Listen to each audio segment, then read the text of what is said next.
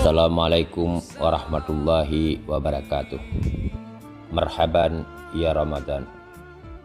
Besok hari nafas akan menjadi tasbih. Besok hari tidur akan menjadi ibadah. Besok hari doa akan menjadi ijabah. Besok hari pahala pun akan dilipat gandakan. Namun kesemuanya itu tidak akan sempurna tanpa ada maaf yang tulus dari lubuk hati yang paling dalam.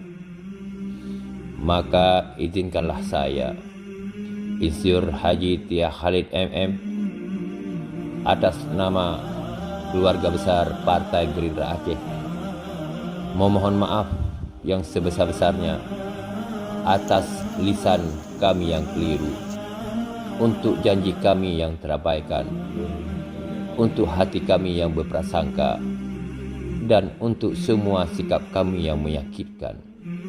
Selamat menyambut bulan suci Ramadan. Semoga kita menjadi hamba-hambanya yang semakin hari semakin bertakwa. Amin ya rabbal alamin. Wassalamualaikum warahmatullahi wabarakatuh.